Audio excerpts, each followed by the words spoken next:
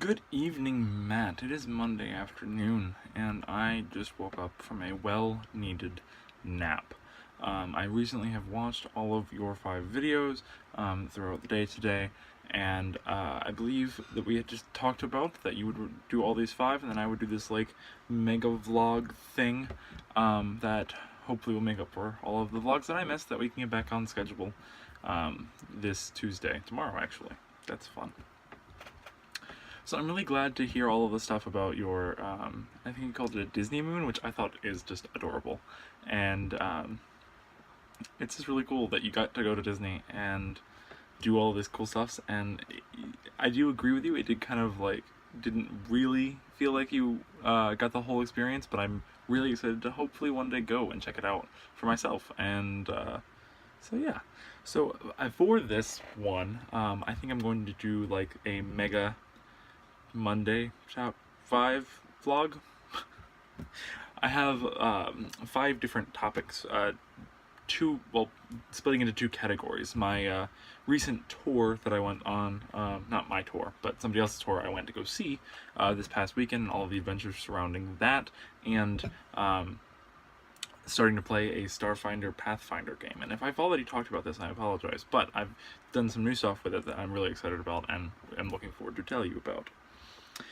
So to start off in Starfinder, if I haven't told you about it already, it's a new RPG type game, kind of like a D&D or Pathfinder game that Nox and I have started to play on Wednesday nights. It's really fun to go out and socialize and give me some structure in my weeks. Like, I've really been enjoying going both on Tuesday nights and Wednesday nights, and then having Bible study on Thursday nights is just giving me a period of the week similar to the weekend that I can look forward to and go to and just socialize and make friends and laugh and have fun. So, the new thing that I've done with this wonderful Pathfinder, last session we were doing some space battles in starships. So we had to make some Lego starships because the guy didn't have any figurines, so he bought a small bag of Legos, and we made about a half a dozen ships to do it. But with all of my wonderful Legos that I have, and as well going to buy a couple custom bags of Legos from a local bookstore, McKay's, if you know, I've made about 16 ships, and probably all throughout this, depending on how much it takes to show all this and explain all this, they'll be popping up around the screen or over the screen or however I decide to do it. But each one of these ships that I've built was just really fun to do. It took me about 6 to 8 hours to organize all of my Legos and then build all 16 ships. So it was quite a long process that I did over a couple days. Actually, I think it took me like 3 days of sessions to sit down and just do all of this. And it was a lot of fun. I took liking to the top-mounted large gun that can rotate. I made a lot of those, actually. I think I have like 3 or 4 of the 16 or have something like that on them.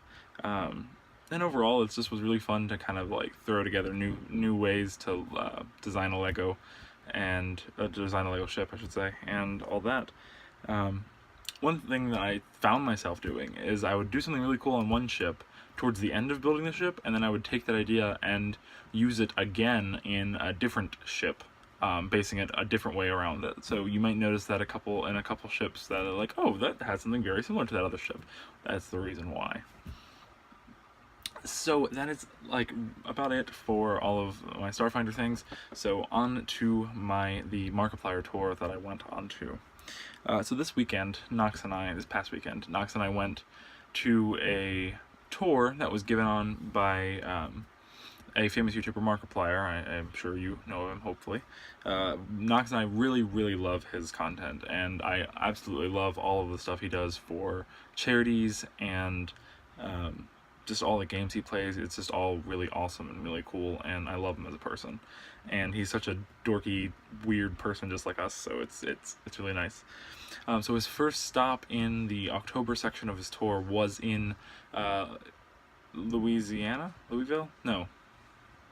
What is that name? I think it's Louisville, not Louisiana. Louisiana is down south, isn't it? Yeah. was Louisville, Kentucky.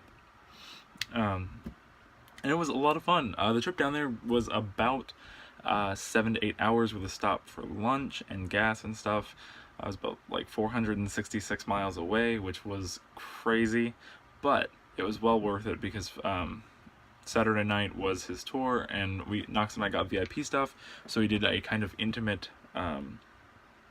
session beforehand where we got to kind of like he was playing some guitar and we had to ask him some questions and stuff like that, and we had first pick for merchandise, which I'll get to later. So that was a lot of fun, and overall it was really fun. I know this is kind of weird, but the comedy show, it was a comedy show. The main event of it was a comedy show, and they did lots of improv, and it was really fun, and they used people in the audience, and we got these little like flag things that had a red side and a green side, and they used that as the judges of what happened during the show, and it was really cool. It was a really well done thing, and to be my first tour thing I've ever gone to, like concert. Well, I mean, I have gone to another concert, but this is like the first thing I've like gone away to see, so it was a lot of fun. So the merch that I got was actually this t-shirt that I got, which is really cool looking. Knox also got one. We also got a hoodie that has the Markiplier M up here with the pink mustache, and a backpack, I believe, some buttons, a poster. I think that's all the merch we got. And we got a little like the VIP laminate cards that Markiplier signed himself, which was pretty awesome. And overall, it was just really, really good. The one crappy part about Saturday night was when we left, it was raining like crazy, and so I had bought an umbrella so that we would be okay. But sadly, it wasn't super big, so Knox was not able to be under it with me. She deemed the importance of keeping the bags mostly dry and all of our merch and stuff to me, so I had the umbrella and keeping the stuff dry, whereas she just embraced being a walking puddle. But she was in good spirits. She took a nice warm shower when she got back to the hotel, and it was just really fun, but it was really cold and soaking and drying, and then we snuggled, and it was wonderful. But a wonderful thing about the thing, that's very descriptive.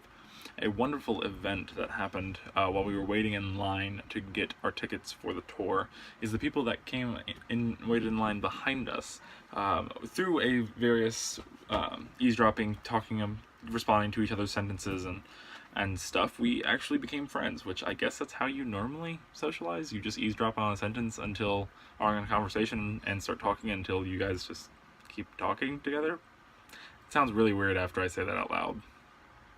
But anyway, so we met some new friends, and we exchanged contact information and kind of like hung out at the tour in the concert hall and met up afterwards to say goodbye and stuff like that. They actually lived an hour away, and you know, obviously we were going to go back home, but we got a hotel for the night, so we were able to leave on Sunday. And so I'm hoping that we stay in contact with them. They were really cool people, and hopefully if we're ever going back into Kentucky, we can meet up with them again and hang out and do something like that, because it was just a lot of fun to socialize and make friends. Like, it's something I haven't really done around here since high school. Like, I really haven't talked to people while I'm out and about in places. I mean, I guess my Pathfinder games and my Starfinder games were socializing events, but something like that where we're like waiting in line and just like talking to people hasn't really happened to me until then, so that was kind of fun. And now to the horribly depressing part of our trip. At least it was depressing for me. On our way home, my car broke down. So basically, here's what happened. We were driving through Kentucky, getting close to the West Virginia border, and Knox saw a Denny's sign, and we decided that we would want to stop off the road, grab some dinner, because it was kind of late. Or actually grabbed some like lunch. I feel like it was close to 2 o'clock, 3 o'clock, and on a Sunday. And we're on the off-ramp driving down it, getting to the intersection, and we hear a loud thud sound, and then what feels like a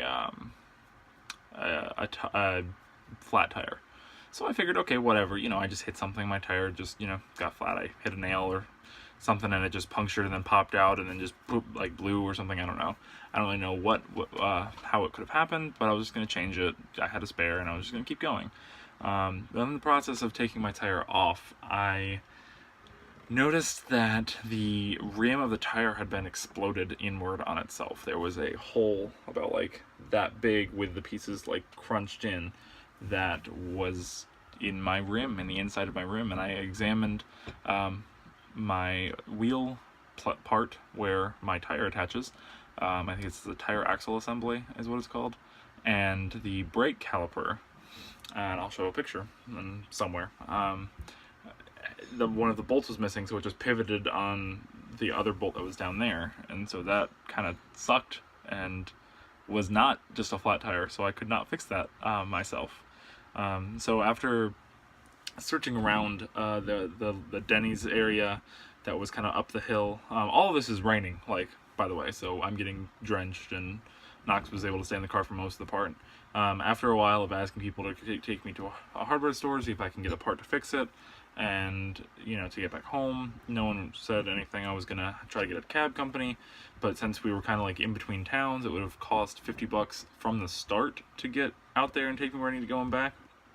So that kind of sucked. So I didn't end up doing that. So I would just got some food and ate it because we were hungry. It was about 4:30ish at this point in time, and apparently there had been an accident a little bit further up the road, and the cop that was working that was driving down towards us and saw us and stopped, and he was a really good guy, actually, and it really seemed like he cared about our situation and what we were doing, and how we could fix this and get us back on the road. He had a friend who was a towing guy who was working that wreck to get those cars out of the street and back home, and so he gave me his number, and I called him, and within like 10 minutes he was there on a Sunday, where all of the other places I called were either not doing towing services, or were closed for Sunday, or could only get to the stuff tomorrow. And it's like I had no money to really stay in Kentucky for another night, because this was the end of our trip. We had spent most of our money on all of this merch we bought and the tickets and the hotel and stuff like that.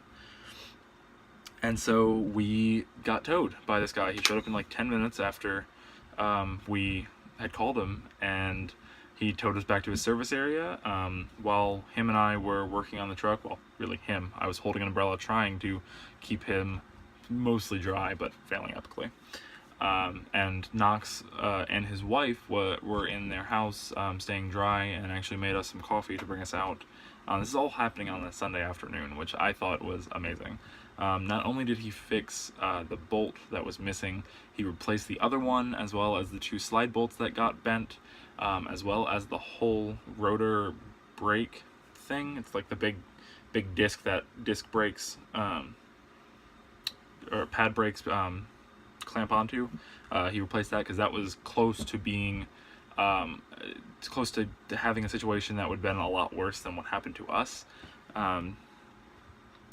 And not only that, did he put a new door panel on my door that had been broken in a previous thing.